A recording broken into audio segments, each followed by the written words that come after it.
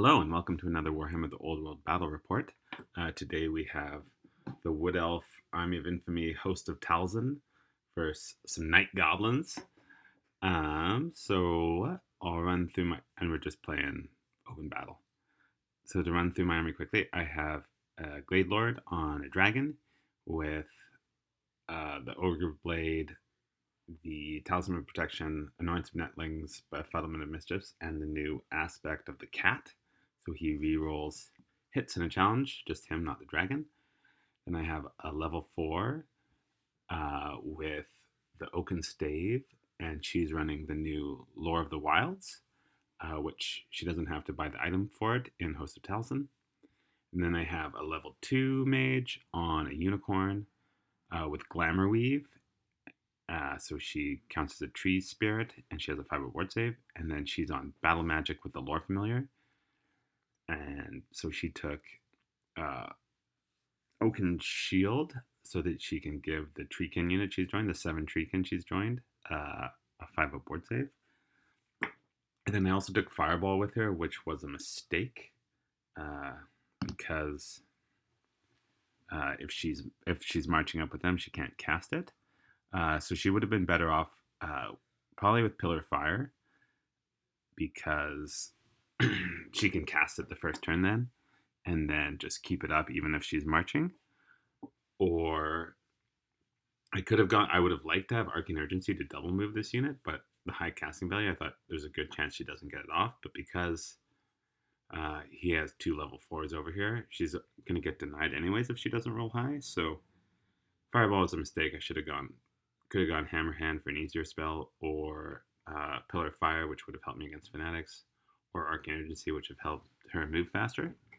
And then on my level 4, she rolled the Reserve Move spell, the Assailment, the Magic Missile, which is quite good, and the Regeneration spell. So all quite good, except that I kept Durthu's Wrath, the Assailment spell, because I had been going back and forth between the one on the Unicorn being the level 4 with Lore of the Wilds, and this one being the lower level with Battle Magic. And so I was thinking, oh, Durthu's Wrath, that's great. Like, I'm looking for it. I sort of got confused in my mind of which one this is. She obviously doesn't need an Assailment spell. She's in a unit of scouting, skirmishing archers. So I should have defaulted to Tree Singing, which was a mistake, because that would have both helped against Fanatics and to cut down line of sights. And she also has the Scout Kindred, so she's able to scout with this unit of Deepwood Scouts. Then in core I have 1 unit of Deepwood Scouts, 10 Deepwood Scouts, unit of 6 Glade Guard, another unit of 6 Glade Guard, and then my 1 unit of Eternal Guard, and the champion has the Ruby Ring. And then in my special, I had 8 more Deepwood Scouts, and then 7 Treekin. And that was the list. So yeah, no cavalry, so it's a pretty slow list. Trying out this big unit of Treekin with a mage in them, seeing if that's helpful, because they potential to have a 5-up armor, 5-up ward, 5-up regen, and toughness 5 and 3 wounds, so they're pretty tanky, or theoretically. And yeah, this is my wood that I put down. Again, it's like, oh, I'll play defensively and put in my deployment zone, but probably would have been better off coming over here, and then that would have given me like a big swath of wood, cut down the damage this Fanatics could do, whereas back here it didn't play too much of a role in the game.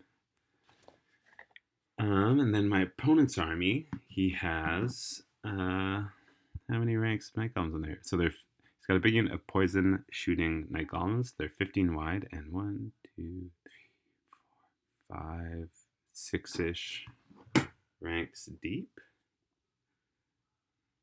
So like, yeah, 90 goblins. There's a level 4 in there, a BSB, and then another just cheap character with Ruby Ring. And then there's a level 4 on a flying carpet back here. I think he is not a Night Goblin. He's got Elementalism. This guy's an Elementalism. This flank carpet. This one's on Wog with a on Wog with the +3 inch range spell, and he's got Lore Familiar. Then you have 2 units of 30 Night Goblins deployed in marching column with 3 fanatics each, 2 Doom Divers, and then 3 units of 6 Squig Hoppers, and then 1 boss on Giant Cave Squig. So, yeah, I scouted the 2 units. Well, I liked to scout and then didn't really scout them, which was I should have realized that he was going to fully zone out his deployment zone and not bothered scouting them, because I might have gotten the +1 to go first. Anyways, I didn't go first, so Orcs and Goblins are going first.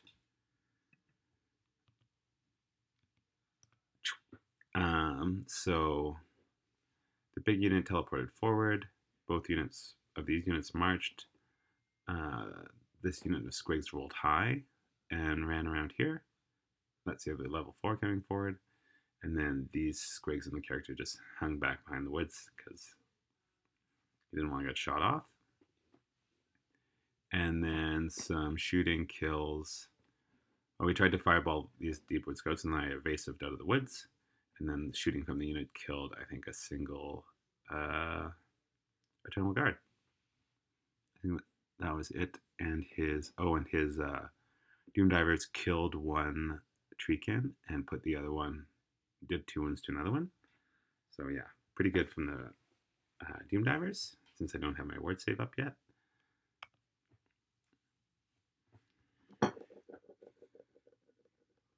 So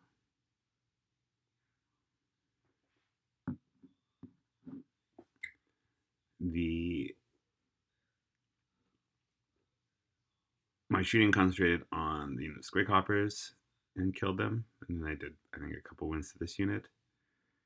The Treekin marched forward and used Quick Turn from Hidden Pathways spell to march up and then spin this way.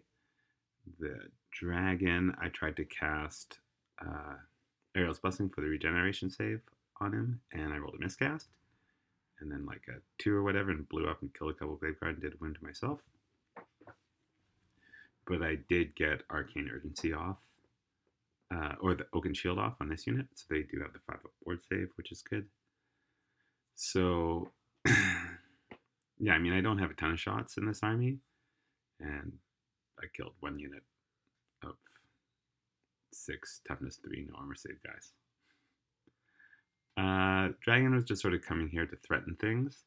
What I'm hoping to do is bait him into charging the dragon with the Squig Hoppers, or at least slow down what the Squig Hoppers are doing. This probably isn't a good spot for him. I should have put him further back so that he would be able to see the Squig Hoppers if they did come out. And then that would have let me concentrate the rest of my shooting onto one of these units. But even then, my shooting's not. I'm going to have a hard time killing enough goblins to make a difference. So, Arcane Goblin turn 2. This unit just marching columns right up into my face. The hoppers come around to start threatening things. And I think this unit, did it move? Yeah, teleports over. I think he shot into this unit and killed off 1 more, the Treekin. And both Doom Divers misfired and won't shoot next turn either, I think. And yeah, he put Itchy Nuisance on this unit, but it ended up not being relevant.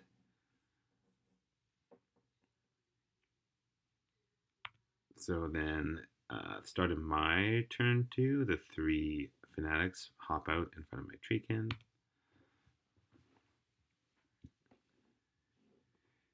And that becomes my only charge.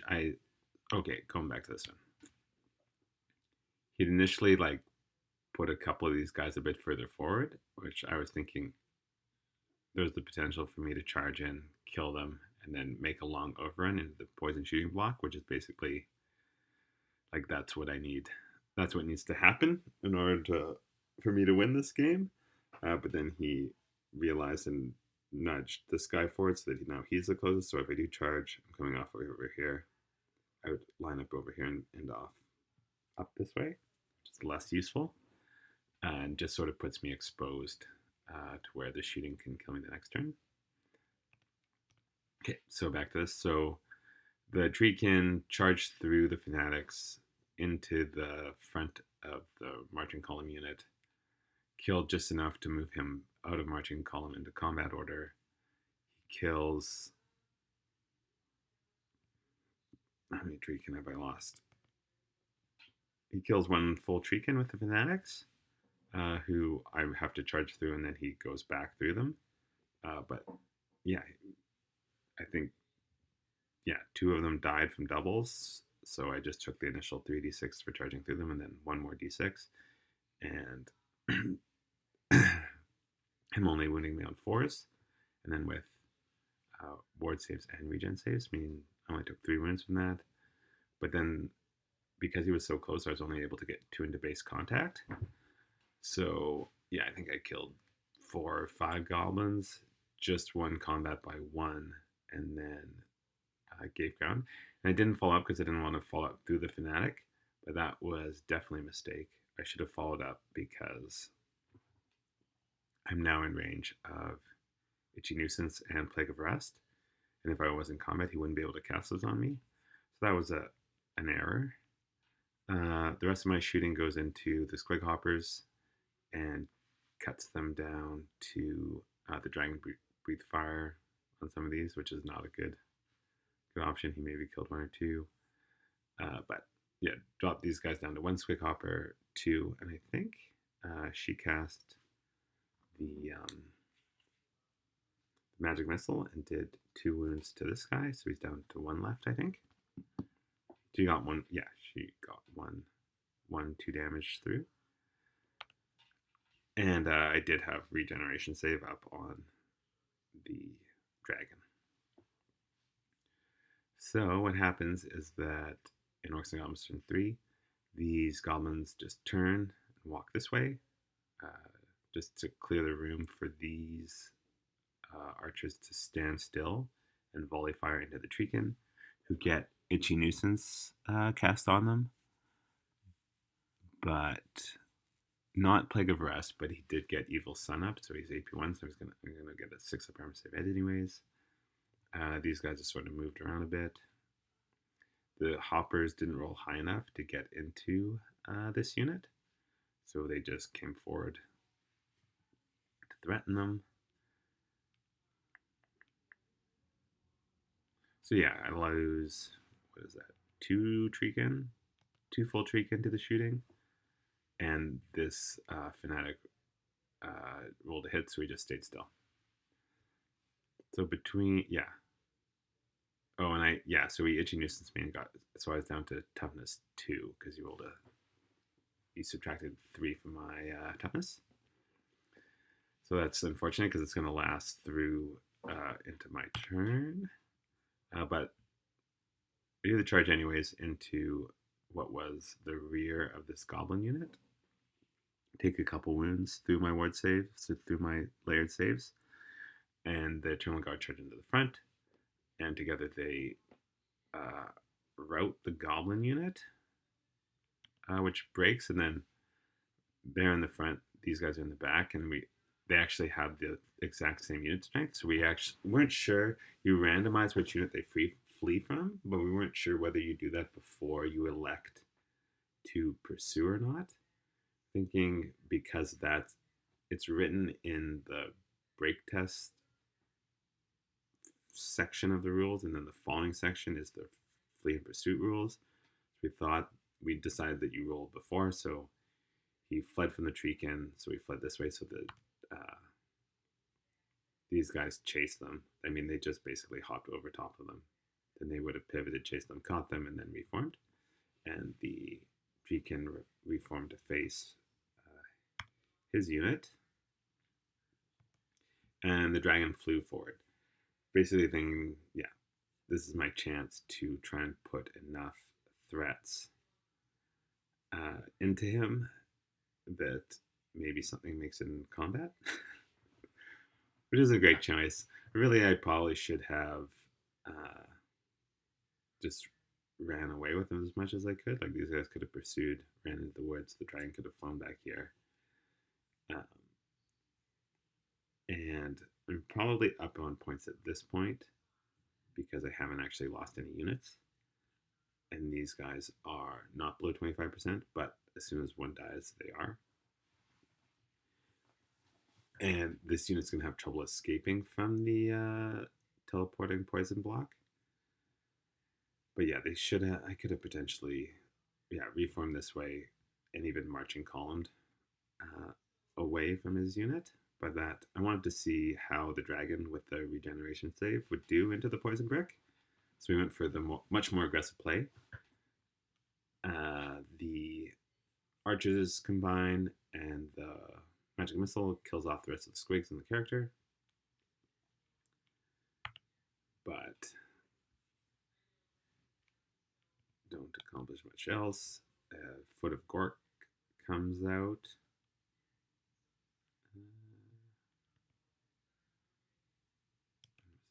Okay. You cast Foot of Gork, stand still with the archers. This unit marches up here to make this flank charge more difficult and be able to throw fanatics into the combat. And so he does 7 wounds to my dragon through I think he fails Itchy Nuisance but gets Plague of Rust off. And then he has Evil Sun as well, so I think I had no armor save, but I had 5 up ward, 5 up regen. I get 7 wounds with all 90 of them shooting.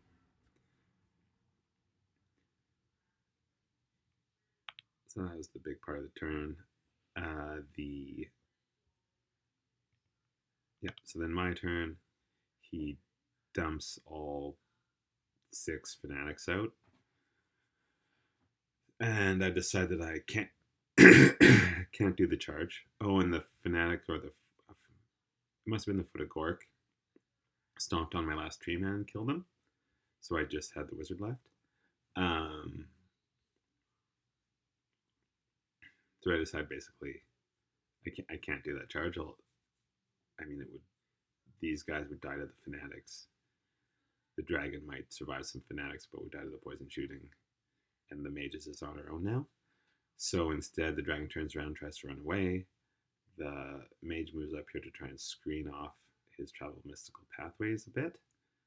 If the treekin was still alive, the treekin would have been here, and the mage could have come up here, and it would have actually, I think, managed to just really limit the amount of shooting into the dragon. But because the treekin's dead, I have to just try and do it with the mage, which is unsuccessful. He's going to be able to teleport back here. And what happens? Yeah, so we put some shoot. We kill off a couple. Oh, these Deepwood Scouts kill off a Doom Diver, and then a couple goblins. I should have been shooting at the Doom Divers much more. This unit should have been basically focusing on, moved up and then focused on the Doom Divers to make him commit this Night Goblin unit, or at least the Fanatics, into trying to get rid of them, which would have let this Eternal Guard potentially make this charge. Not that they're going to win that combat, but it would have been a threat, so we probably couldn't have positioned this way, which might have been helpful. They do have a chance to win that combat because they would deny his rank bonuses, and then they're actually kind of be hitting on 2s, winning on 4s. But anyways, so basically we've lost. We're just trying to not lose by as much. But anyways, then the blob teleports over here, kills off the dragon. I use evasive to get a bit further away, but he still has like half his unit just shooting at the dragon. Still kills him. And we called it there. So it was, I wanted to see how the new more how the dragon would do with the new defensive spells helping it out if it had a chance into the poison brick, because I think it's a pretty bad matchup. And then wanted to try out Host of Talsyn, because some people have called it the worst arcane journal in the game, or the worst army of infamy in the game. I don't think that's true. I think it's definitely better than Sea Guard, because you can have a level 4 wizard and a dragon. Really all you're missing out on, in my opinion, is Glade Riders, which, like, okay, she could have been in a unit of Glade Riders instead, and you have to take Internal Guard instead of more Deepwood Scouts. But they're not terrible, because you can give the champion a ruby ring, so they're still a reasonable shooting unit. I don't mind them. So overall, yeah, had some poor spell selection at the start. I forgot Evasive until the very final turn of the game. I don't know if I could have set it up when the dragon was here and getting shot at. If Evasive would have gotten me out of range, it potentially would have out of some of the shots, but it wasn't going to be a decisive difference. And the Treekin, when they charge in here, I sort of forgot about Itchy Nuisance and Plague of Rust, and that was bad.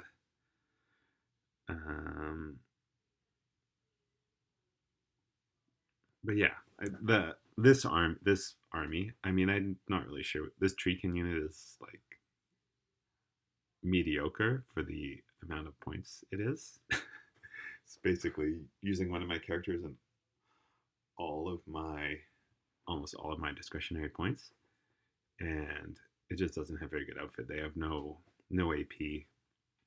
The tree racks are not bad, and I was thinking initially of putting the Annoyance of Netlings on the mage in the unit so that enemies would be -1 initiative, but they're just slow, and they're going to have trouble getting to where they're actually able to have an impact on the battle.